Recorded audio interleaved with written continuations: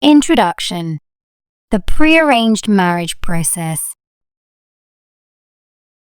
In the South Indian village of Sundarapati, traditions were law, and one tradition had dictated the fate of girls for generations. Once a girl turns 18, she must marry. The groom was chosen by her family with careful calculation. She had no say. She did not even meet him before the wedding day. This was the way of her caste, her community, her people. But in this particular story, the girl was different. She had gone to school until 12th standard. She could read, write, think, and dream. She had seen another future. Yet, she had nowhere to run. Her father was strict, her 4 brothers unshakable in their authority. There was no one in the village she could confide in, no elders, no allies, no escape. This story is not just her reality. It is the reality of countless girls across India, silent sufferers who are forced to surrender their future to marriage. It is also a guide, a way to show that escape is possible, even when it feels impossible. And through it, the voices of powerful women throughout history will help carve a path forward. Chapter 1: the process of choosing the groom. The selection of the groom was not a simple affair. For families like hers, the stakes were high.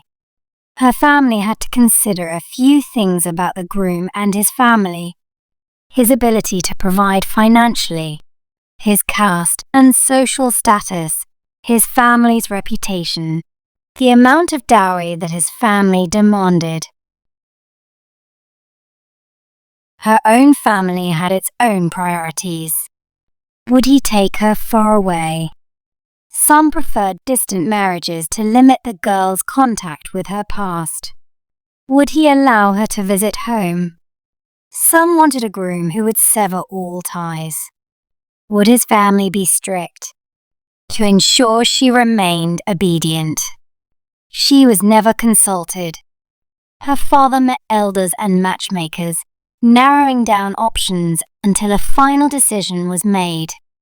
And worst of all, the chosen groom was in many cases much older than her. Her future was now etched in stone. You are the artist of your own life. Don't hand the paintbrush to anyone else. The quote from an unknown source states. But she did not hold the brush. Her father did. Her brothers did. Her community did. And she had no way to stop them. Chapter 2: the rituals and emotional weight. Once the groom was selected, the wedding preparations began. She was bathed in turmeric, an ancient custom to cleanse her for marriage. She was dressed in the finest silk, a farewell gift from her family before she was handed over to her husband's home. Women in the family whispered among themselves, murmuring prayers for her to be a good wife, a quiet wife, an obedient wife. She sat motionless, fear gripping her chest. Above all, be the heroine of your life, not the victim. The quote by Nora Ephron states. But how could she be a heroine when she was not allowed to act? She had read about women who built careers, who changed the world. She had read about choice, empowerment, equality. Yet, for her, there was none.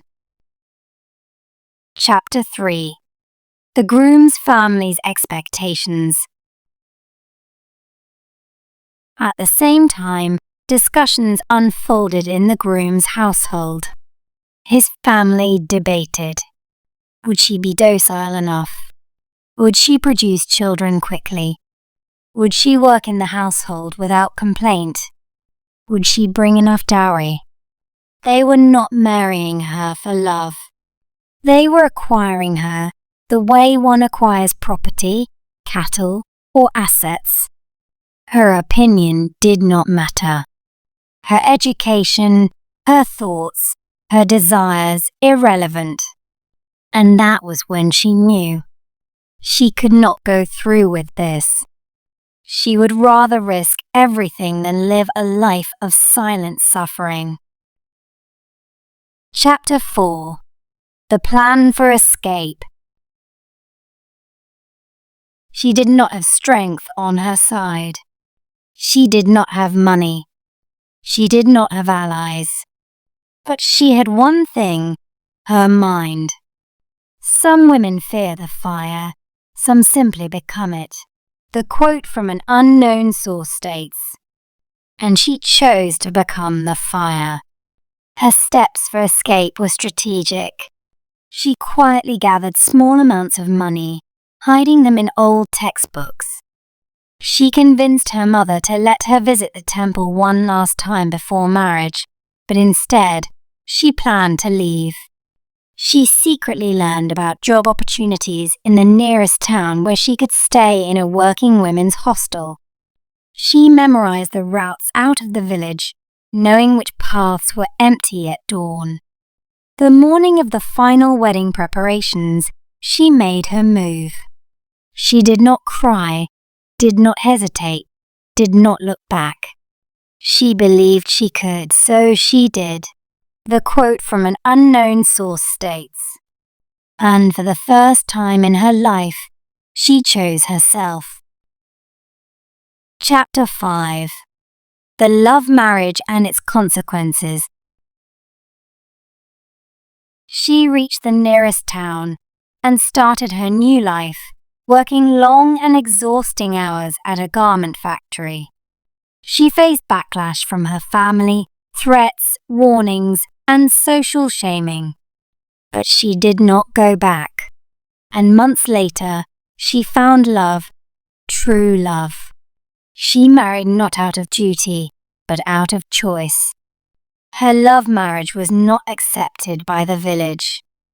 She was disowned, cut off, forgotten. But she did not regret it, because she had not lost herself, she had found herself. Your life is your story. Write well, edit often. The quote by Susan Statham states. And this time, she was the author. Conclusion. Final guide for girls who want to escape a prearranged marriage. This story is not just fiction. It is a map, a guide, a survival plan for any girl trapped in a forced arranged marriage with no support. Remember, gather money in small amounts. Create a believable excuse to leave home temporarily. Identify safe havens, temples, hostels, shelter homes. Learn about job opportunities. Be prepared for backlash, but do not surrender. Because freedom is worth it. The thing women have yet to learn is nobody gives you power. You just take it. The quote by Roseanne Barr states,